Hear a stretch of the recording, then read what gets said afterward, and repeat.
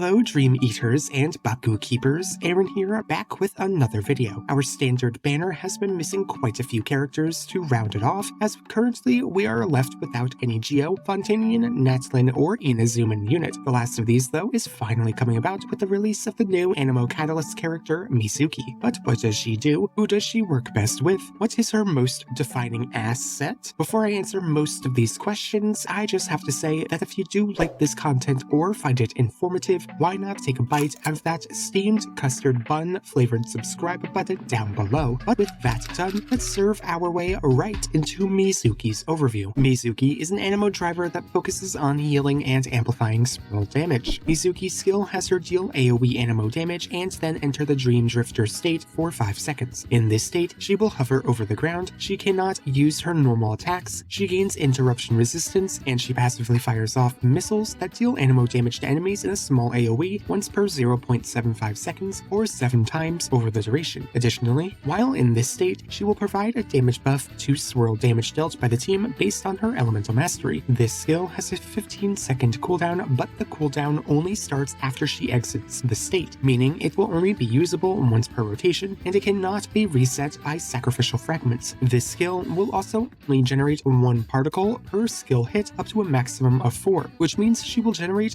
4 while on field, but only about 1 while off field. Mizuki's elemental burst is simple AoE anemo damage. This damage pulls in nearby enemies and objects and then has her summon snacks once every 1.5 seconds. These snacks will explode after a while, dealing AoE anemo damage and pulling in nearby enemies and objects. But if an ally picks up the snack, they will explode, dealing damage and pulling in objects, or healing the on-field unit based on Mizuki's elemental mastery if they have under 70% of their maximum HP. If Mizuki is the one to pick up these snacks, they will heal twice the amount, and if she is in her skill, the pickup range for these snacks is increased. Her first Ascension passive increases the duration of her elemental skills, Dream Drifter state, by 2.5 seconds every time she triggers a swirl to an additional 5 seconds, almost guaranteeing twice the duration of her elemental skill. Mizuki's Ascension 4 passive increases her elemental mastery by 100 for 4 seconds if the other party members deal Pyro, Hydro, Electro, or Cryo damage while she is in the elemental skills Dream Drifter state. Mizuki's talent priority is exactly like most other units that have come out in Natlin. Upgrade her skill and burst together, but each should be prioritized over the other depending on how you want to use her. If you want to use her as a defensive support, then her burst is more important. If you want to use her in the role she was meant to be used in, then upgrade her skill before her burst. In any case, her normal attacks are there to swirl when her skill is not up, so you don't need to level them at all. Mizuki is a unit that can be used both on and off field. However, you'll want to do essentially the same combo for both. When used on field, you'll want to use her skill and then burst. All you can do after this point is float around and try to position correctly in order to target the correct enemy that you want to swirl off of and group toward. The combo is the same when used as an off-field support, except you would want to swap her out after using her elemental burst if it's up. With her base kit done with, let's move on to her constellations and which ones are good for losing your 50-52. Mizuki's first constellation applies a debuff to nearby enemies for 3 seconds every 3.5 seconds. When an enemy afflicted with this debuff takes swirl damage, the swirl damage will be increased by 900% of her elemental mastery, and this debuff will then be removed. This boost is treated like a flat damage multiplier to swirl damage that also scales off of Mizuki's elemental mastery. This debuff ends up massively increasing the damage of a single swirl, which makes it phenomenal in single target situations. However, in AoE content, it ends up falling lower and lower the more enemies there are and the more allies there are that can swirl. Despite this one flaw, it is still powerful and probably her second best constellation. Mizuki C2 grants all allies a 0.04% Pyro, Hydro, Electro, and Cryo damage bonus for each point of elemental mastery she has while in the Dream Drifter state. Her C2 would grant around a 50% damage bonus buff to her off-field Pyro, Hydro, Electro, and Cryo units. This is a pretty large boost to off-fielders that don't benefit from her swirled buffs, but it is only active while she is used on field. So while this buff does sound good, it's realistically not that great overall. Her third constellation increases the level of her skill by 3, which increases the damage it deals, but more importantly, increases the swirl damage increase she provides. However, this increase is not super beneficial sadly, as it leads to a pretty pretty minor damage boost. Mizuki's 4th Constellation removes the HP restriction on her elemental bursts, heals, and damage, and 5 energy will be refunded to Mizuki when a snack is picked up. A maximum of 20 energy can be restored in this way per elemental burst. This is practically useless for her as an on-fielder since she was already full healing herself and she didn't need the extra battery, but it is an absolute game changer for her when used off-field, as it guarantees that she can get her burst back every rotation while also consistently healing the on-field unit even without Favoni's Codex. Her 5th Constellation increases the level of her elemental burst, increasing the damage and healing it does, but these extra levels mean very little since her raw damage is just meh, and her healing was good enough before, making it her worst constellation. Her final constellation grants her team's swirl damage a 30% chance to critically hit, dealing 100% more damage. This essentially just equates to a 30% damage increase for the team's swirl damage. The massive crit boost her C6 offers is absolutely insane in many situations, and it makes swirl damage good against single target content. The large boost that Mizuki offers Swirls at this point is absolutely absurd. She and her teams deal such a ridiculous amount of swirl damage at this point that almost all of her teams will be able to contend with the best of the best comps in the game. Overall, Mizuki's constellations are pretty all over the place. Her first is a great damage increase to swirl damage, but falls off against more enemies or alongside other swirl DPS. Her second is good, but only with specific and strong off-field units. Her 4th is an incredible upgrade, but only when she's used off-field, and her 6th is a massive swirl damage boost. These buffs are all good, but sadly situational other than her 6th, and then there's her talent level upgrades, which are just straight up bad. The main draw to her though is what's outside of her kit and her constellations. Mizuki is a catalyst user and an anemo character, which grants her access to not only some of the strongest weapons in the game, but also the strongest artifact set in the game. Mizuki is a swirl focused DPS, and there is one artifact set made specifically for this type of damage, Iridescent Then Rare. This will boost the damage her swirls deal by a pretty decent amount in the 4-piece, but more importantly, it will shred the enemy resistances of the element she swirls by 40%. This res shred not only helps boost her team's damage, but it will also boost the damage of her swirls by a massive amount. Because she is used as an on-field unit, she will also guarantee permanent uptime of this debuff, which not many other units can do. This set will usually be her go-to for all of these reasons, but it can be rendered redundant when she is supporting another anemo unit. In these situations, the extra team-wide elemental mastery from the instructor set for her own damage plus the damage to the team will prove to be a phenomenal damage increase. For Mizuki's main stats, it's best to focus only on elemental mastery. Anything else is not necessary and will usually end up decreasing her and her team's total damage output. If you really need to for an off-field Mizuki, then you can run an energy recharge stance, though again, I do not recommend it. For substats, it's best to guarantee her burst has consistent uptime for the extra swirling and healing. To make this possible, it will usually be best to aim for around 135% energy recharge. If you really need to for an off-field Mizuki, then it would usually be better to swap to Favoni's Codex instead of getting more energy recharge. After that point, aim for as much elemental mastery as you can get, then aim for crit stats and attack percent, which each have about the same value for her. Her being anemo is only one reason as to why she is so strong. Being a catalyst user is also incredibly important because it grants her access to some of the best weapon options in the game. And while you might think her signature would be her best in slot weapon, that's not actually the case because of the superb catalysts we currently have that boost personal plus team-wide damage. This means that her best in slot would be Nahida's 1,000 Floating Dreams, which massively boosts the elemental mastery of Mizuki while also buffing the team's elemental mastery. This is much more beneficial than the likes of her own signature due to the ridiculously harsh diminishing returns that elemental mastery has. These diminishing returns make the personal damage increase she gets by using her signature so minor that the addition of almost any buff to any other unit would be better for the team overall. Her second best in slot catalyst would be her signature, Sunny Morning Sleep In. Elemental mastery is so important on Mizuki for buffing her team's swirl damage that it will be her best stat to look for or when she wants to buff another ally's swirl damage output, as it would be her best in slot catalyst in these cases. But when she is used outside of buffing another anemo swirl DPS, this catalyst will fall off dramatically since its benefit is rather niche. When used to support teams that have only her as the single anemo unit, other utility-focused weapons like the Wandering Evenstar will be much better for her. This is because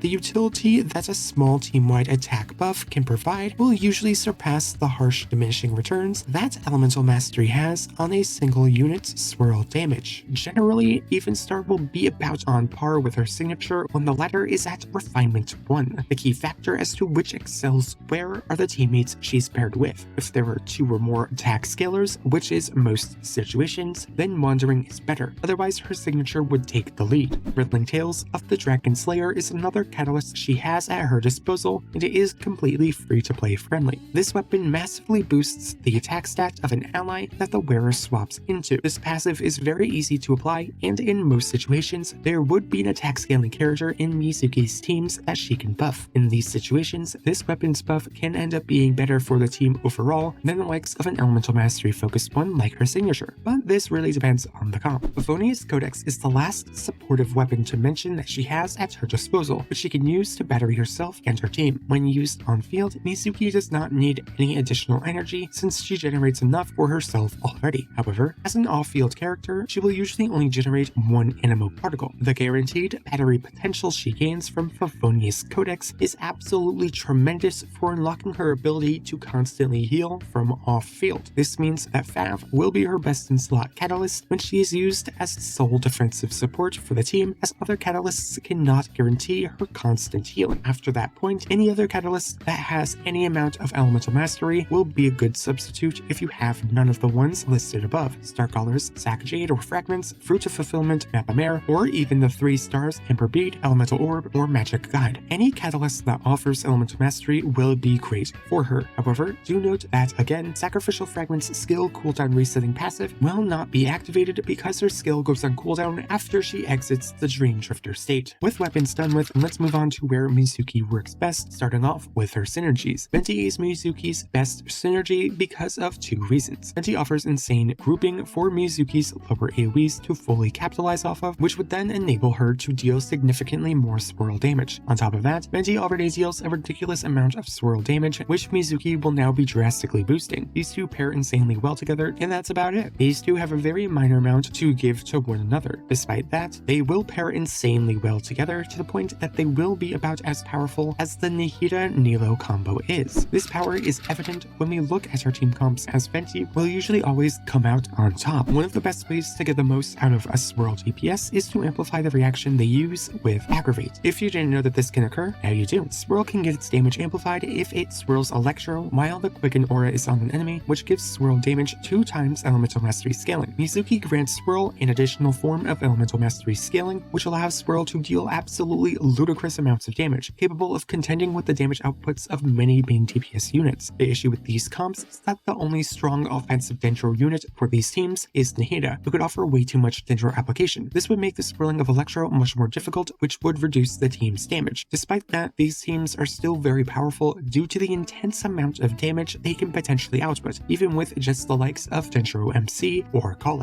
Burning is also another good comp for these teams, especially when Venti is included. Venti is currently the only good burning DPS in the game due to its ability to group up enemies for burning to make use of the minor AoE damage it has, and his ability to take priority over the burning reaction, which would then scale off of his large Elemental Mastery stat. This is a crazy synergy that Venti has always had, but it was never used because, well, it's Venti. Taser is another transformative reaction team that Mizuki works well in for the same reasons as burning. Mizuki would massively boost the damage of her off-field supports while also triggering Electrocharged and Swirl for some insane AoE damage. These comps also benefit a lot from Overrun, who can group enemies with his taunt, making Taser reaction chains and Swirl damage significantly more consistent. Generally though, Mizuki always pairs well with other anemo units who deal damage mainly with Swirl. In these situations, her and her fanboy partner can essentially be paired with anyone that enables them to Swirl. And finally, Mizuki can be used as a stable healer, resistant shredder, and either attack buffing or battery support for a main DPS that would want her. This lets her be used in a large amount of circumstances, as almost every team in the game would adore a Virus-essence shredder and healer combo. And now with that done, let's end off the video with Mizuki's rating. Mizuki's damage is completely based around Swirl, which has pseudo-quadratic scaling. This makes her single target damage absolutely horrendous at around a 1.5, but it excels in AoE, as she's nearing a 6 there. She could offer such huge bouts of AoE damage in the right situations that she can output similar damage to the likes of Nilo teams. earning her a 3 out of 5 overall. MIZUKI'S application is basically once every other hit, but most of this application is on-field, while the off-field application she offers can sometimes not occur and might have 50% uptime due to weapon choice. This is pretty odd considering she is mostly a support, as other 5-star anemo units tend to have better and more consistent ways to apply their element. This I think earns her only a 2 out of 5 for application. MIZUKI has a lot of offensive buffs she has access to: increased swirl damage, the viridescent set, and the damage buffs from all the supportive catalysts in the game. MIZUKI has so many differing buffs that she grants that she will be able to increase the team's damage by up to 50% while acting as a defensive support. While this is not as huge as a unit like Bennett, who can potentially double a unit's damage, it is still incredibly powerful, earning her a 3.5 out of 5. MIZUKI'S battery potential is terrible though. She can only generate particles while on field, so she cannot grant them to other units, and she cannot battery herself if she is used off field. She is incredibly selfish in this regard, which I think earns her a 0.5 out of 5. In terms of defensive utility, MIZUKI offers only single target healing, and it's not that great of healing either. It's just enough to keep another unit alive, but for herself, it is enough to guarantee she is at max HP all the time. On top of that, she offers herself interruption resistance while on field. This utility isn't amazing for her to support her team, but it is amazing for herself, which I think earns her a 1.5 out of 5. And finally, we have flexibility and versatility, which she has a lot of. She's anemo, so she can work in all pyro, hydro, electro, and cryo teams. She opens up new swirl focused comps. She can be used for the supportive catalyst options. She acts as a defensive support, an offensive support, a main DPS, and a sub DPS all at once. MIZUKI is insanely flexible and versatile. She can be used in so many spots that she can potentially be the next poster child for this category, which I think earns her a 5 out of 5. Overall, MIZUKI is a very powerful unit, mostly due to her flexible and versatile nature, along with the fact that she has access to viridescent Venrir and the OP